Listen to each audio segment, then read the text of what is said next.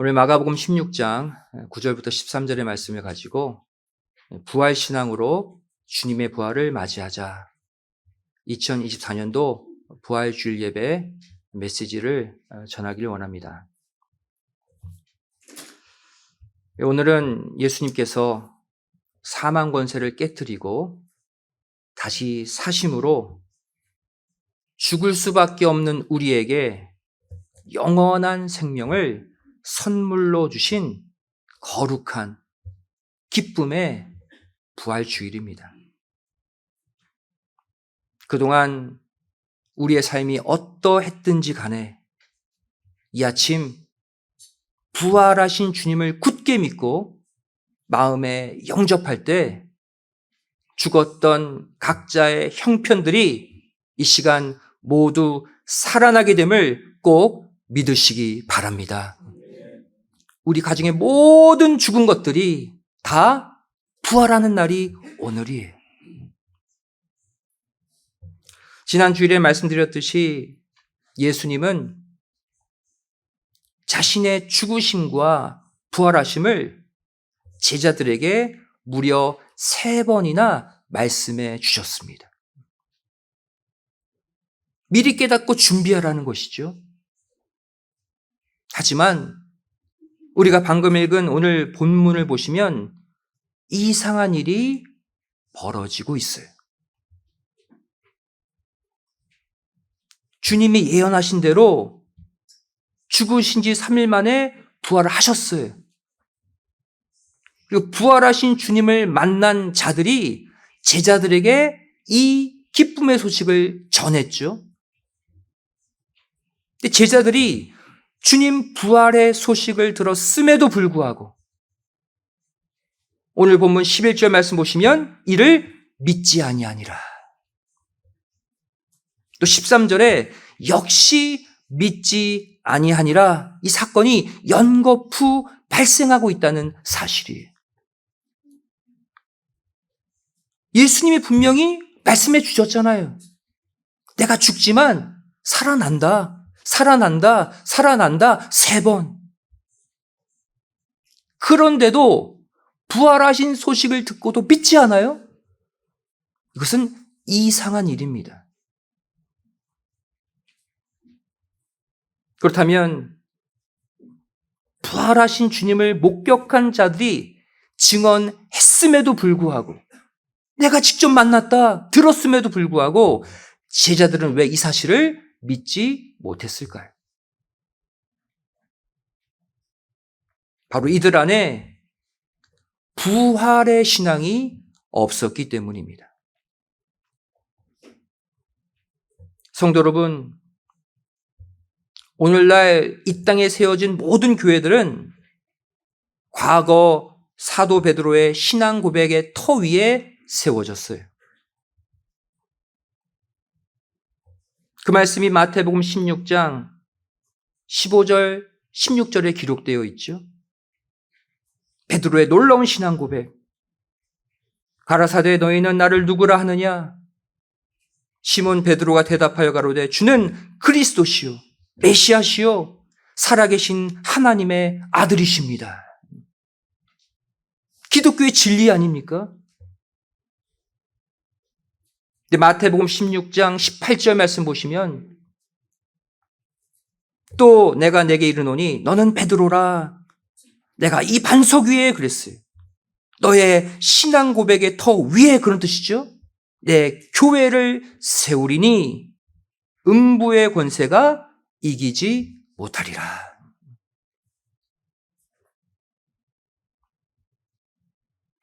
베드로의 신앙 고백 그 터 위에 오늘날의 교회들을 세우신다는 거예요. 그래서 오늘날 모든 교회들이 공통적으로 하고 있는 신앙 고백이 무엇입니까? 주는 그리스도이십니다. 살아계신 하나님의 아들이십니다. 우리 모두가 고백하고 있잖아요. 그리고 이 놀라운 신앙 고백의 터 위에 주님은 당신의 죽으심과 당신의 부활하심을 처음으로 공개하셨습니다. 다시 말하면 베드로의 신앙 고백과 예수님의 죽으심, 부활 사건이 연결되어 있다는 거예요. 마태복음 16장 21절 말씀 보시면 이때로부터 베드로의 신앙 고백을 한 때로부터 예수 그리스도께서 자기가 예루살렘에 올라가 장로들과 대제사장들과 서기관들에게 많은 고난을 받고 죽임을 당하고 제3일에 살아나야 할 것을 제자들에게 피로써 가르치시니 처음으로 이때 가르치셨다는 거예요. 즉 베드로의 신앙 고백을 근거로 예수님의 죽으심과 부활하심이 이루어지게 되어 있다는 말씀입니다. 이것이 하나라는 거예요.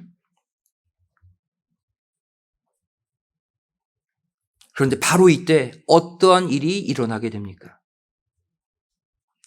구속사적으로 중요한 베드로의 신앙 고백과 예수님의 죽으심과 부활하심이 합체되는 그 놀라운 순간에 베드로와 예수님 사이에 관점의 차이가 생겨나고 말았어요. 시선의 차이가 벌어지고 말았어요.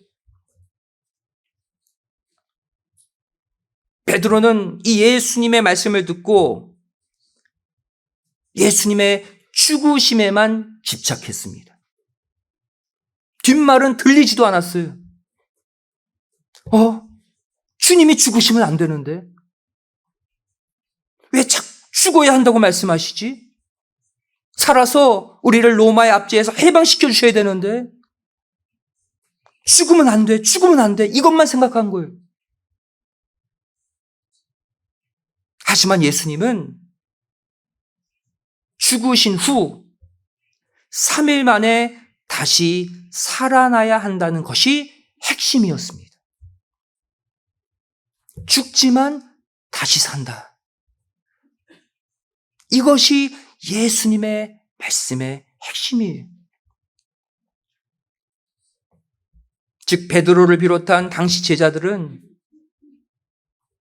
죽지 않고 쭉 살아서 통치할 메시아를 고대한 반면 예수님은 죽은 후에 다시 살아나야 하는 부활의 메시아를 선포하신 것이죠. 관점의 차이가 생겨나기 시작합니다. 여러분, 베드로의 말처럼 죽었다 살아나는 것보다 쭉 죽지 않고 사는 게 더 좋잖아요. 게다가 예수님은 창조주 하나님이십니다. 하나님의 아들 그리스도예요. 베드로의 말대로 되면 좋잖아요. 그런데 왜 주님은 쭉 살아서 메시아 사역을 감당하시지 않고 죽은 후에 다시 살아나는 부활의 메시아 길을 선택하셨을까요?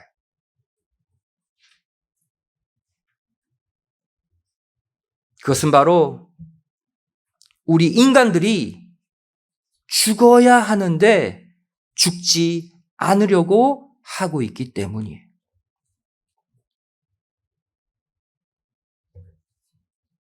내가 죄에 대해 죽어야 주님의 생명으로 다시 사는 재창조의 역사, 거듭남의 역사가 일어나는데 내 자아가 죽지 않으려고 하니까 주님이 나 대신 죽으시고 부활하시는 길을 선택하신 거예요. 우리의 과거의 삶을 돌아보시기 바랍니다. 나를 죽이는 삶을 우리가 살았는가? 늘 내가 우선이잖아요. 내가 먼저잖아요. 내 감정이 안 다치는 게 먼저고, 내 가정이 잘 사는 게 먼저고, 내 직장이 잘 되는 게 먼저 아니었습니까? 내가 사는 게 먼저인 삶, 내가 죽지 못한 삶. 그래서 예수님이 그러한 우리를 대신해서 죽으신 거예요.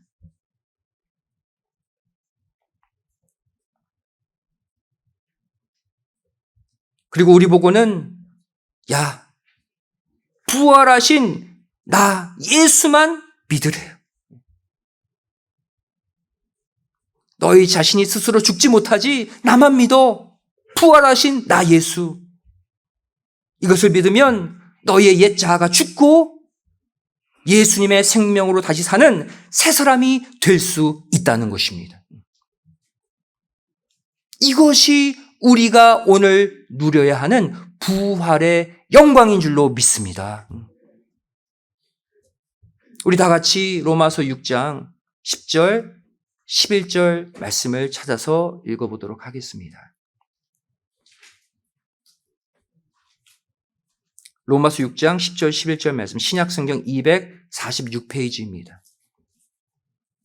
주님이 왜 죽으셨다 다시 사서야 하셨는지 그 이유를 우리가 정확히 알아야 돼요. 내가 죽어야 하는데 죽지 못하기 때문에 대신 죽으신 것이다. 로마서 6장 10절 11절 말씀 우리 함께 읽겠습니다. 시작. 그의 죽으심은 죄에 대하여 단번에 죽으심이요 그의 살으심은 하나님께 대하여 살으심이니 이와 같이 너희도 너희 자신을 죄에 대하여는 죽은 자요 그리스도 예수 안에서 하나님을 대하여는 산 자로 여길지어다. 아멘. 이 말씀 보시면 먼저 그의 죽으심은, 예수님의 죽으심은 죄에 대하여 단번에 죽으심이다 그랬죠. 바로 우리의 죄악된 자아가 죽지 않으니 주님이 그 죄를 걸머지고 대신 죽으셨다는 뜻이에요. 그리고 이어지는 구절 보시면 너희도 죄에 대하여는 죽은 자요 그리스도 예수 안에서는 산 자로 여길지어다 그랬죠. 우리가 부활하신 주님을 믿기만 하면 내 옛자아가 죽고 예수님의 생명으로 다시 사는 역사가 실제로 일어나게 된다는 거예요.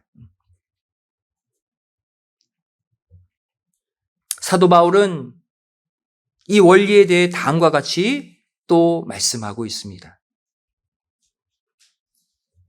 갈라디아서 2장 20절 말씀이죠. 내가 그리스도와 함께 십자가에 못 박혔나니. 내 옛자의 죽음을 말합니다. 내가 죽어야 한다는 거예요. 그런즉 이제는 내가 산 것이 아니요 오직 내 안에 그리스도께서 사신 것이라. 내가 죽는 즉시 주님의 생명으로 다시 살게 된다는 거예요. 이것이 부활의 의미입니다. 사랑하는 성도 여러분, 오늘 부활주일을 맞이해서 주님이 다시 살아나셨다. 우리 함께 기뻐하고 즐거워하자. 이렇게 3인칭 관점으로만 기뻐하지 마시기 바랍니다. 그렇게만 기뻐하면 주님의 부활은 나와 아무런 상관이 없는 부활이 되고 말아요. 여러분, 주님의 부활은 우리에게 무언가를 요구하고 있습니다. 그것이 무엇입니까? 바로 나의 죽음과 나의 다시 살아남을 요구하고 계신다는 것을 꼭 깨달으시기 바랍니다. 이것을 깨닫지 못하면 주님의 부활과 나의 신앙은 상관없어지는 거예요. 이것을 깨닫고 오늘 부활주일 1인칭 관점으로 오늘 부활주일을 올바로 맞이하시기를 부탁드립니다. 1인칭 관점의 부활주일 뭐예요? 주님이 죽으셨다? 내가 죽었다는 거예요. 내 모든 욕심, 나의 모든 죄성이 함께 죽었다는 고백이에요. 또 주님이 다시 사셨다? 내가 다시 오늘 살아났다는 거예요. 한마디로 말해 부활 신앙을 회복하는 오늘 부활주일이 되시기를 주님의 이름으로 축원드리겠습니다. 여러분, 부활 신앙이 무엇입니까? 부활 신앙은 나의 죽음을 전제로 합니다. 내가 먼저 죽어야 이루어지는 신앙이 부활 신앙이에요. 이것을 깨닫게 하시려고 창조주 하나님 예수님이 우리 앞에서 죽으신 거예요. 너희도 나처럼 죽어야 한다. 그 죄악된 옛자 죽어야 한다는 거예요. 그동안 자기 중심적으로 살았던 나의 옛 속성들, 내 감정, 내 욕심, 내 자존심, 내 안락과 쾌락이 먼저였던 마음, 오늘 십자가에 다 못 박아 죽이고 주님의 심장, 주님의 마음, 주님의 뜻으로 무장한 새 사람으로 다시 태어나는 신앙이 부활 신앙입니다. 부활 신앙을 회복하여 부활주의를 맞이할 때 주님의 부활이 나의 부활, 나의 가정의 부활이 됨을 믿으시기 바랍니다. 오늘 우리가 그것을 하자는 거예요.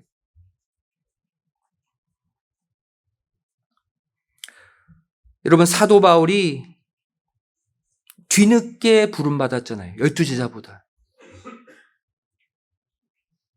이 사도 바울이 십자가의 복음을 이방 구석구석까지 능력 있게 전할 수 있었던 비결이 무엇입니까? 바로 고린도전서 15장 31절 말씀. 나는 날마다 죽노라. 나는 날마다 죽고 날마다 주님의 생명으로 다시 태어난다는 투철한 부활 신앙을 가지고 있었기 때문에 십자가 복음이 그를 통해 강하게 역사할 수 있었던 것입니다. 오늘 하루만 죽으면 안 돼요. 내일도 죽고 모레도 죽고 매일 아침 일어나자마자 기도 가운데 나를 죽이고 예수님의 마음, 예수님의 생명, 예수님의 계획으로 하루하루를 출발하는 삶. 그 자가 십자가 복음의 능력을 뿜어내는 수많은 영혼을 구원하는 복음 전도자가 될 수 있는 거예요. 성도 여러분, 오늘 부활주의를 맞이해서 주님의 부활이 나의 부활, 내 가정의 부활, 내 직장의 부활, 내 사업체의 부활, 내 건강의 부활이 되려면 반드시 먼저 내가 죽어야 함을 절대 잊지 마시기 바랍니다. 내가 계속해서 살아있으면 주님의 부활은 나의 것이 될 수가 없어요. 그동안 나만을 위해 살고자 했던 나의 꿈, 나의 계획, 나의 고집이 다 죽고 예수님의 생명과 구속의 계획이 내 마음을 지배하고 다스릴 수 있도록 이 시간 내 전부를 아낌없이 주님께 내어 드리시기를 부탁드립니다. 오늘 말씀 이후에 주님의 살과 피를 나누는 성찬 예식이 있어요. 떡을 먹을 때, 잔을 마실 때 내 유한한 생명이 주님의 영원한 생명으로 교체된다는 믿음으로 참여하셔서 부활의 신앙을 영으로, 마음으로, 또 몸의 행실로 완성하는 복된 이 아침이 되시기를 주님의 이름으로 간절히 축원드리겠습니다. 기도하시겠습니다.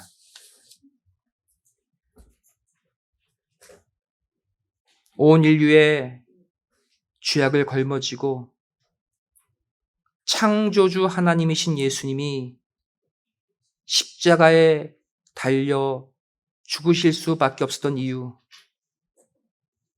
내 욕심이, 나의 죄성이 죽지 않고 여전히 살아있기 때문에 예수님이 대신 죽어 주셨음을 저희를 이 시간 부활절 아침 다시 한번 깨닫습니다. 이 시간 예수님이 죽으신 죽음의 본을 본받아 이제 과거에 세상 욕심이 충만했던 그 내 옛자를 이 시간 죽이고 예수님의 부활의 생명으로 다시 태어나는 주님의 부활이 나의 부활이 되는 이 아침이 되게 하여 주시옵소서. 그동안 해결되지 못한 모든 문제들, 이 시간 내가 부활신앙을 회복할 때 내 가정이 부활하고 내 자녀의 믿음이 부활하고 내 건강이 부활하고 내 직장과 사업체 모든 인간관계가 부활하는 놀라운 생명의 축복을 이 아침 우리 모두에게 허락하여 주시옵소서. 주를 이후에 성찬 예식을 하기를 원합니다. 주님의 몸, 주님의 피를 먹고 마실 때 주님의 죽음, 주님의 부활이 나의 죽음, 나의 부활과 일치되는 온전한 연합의 축복이 일어나게 하여 주시옵소서. 간절히 빌고 소원하오며 사랑 많으신 예수님의 이름으로 기도드리옵나이다. 아멘. 하나님께 올려드리겠습니다.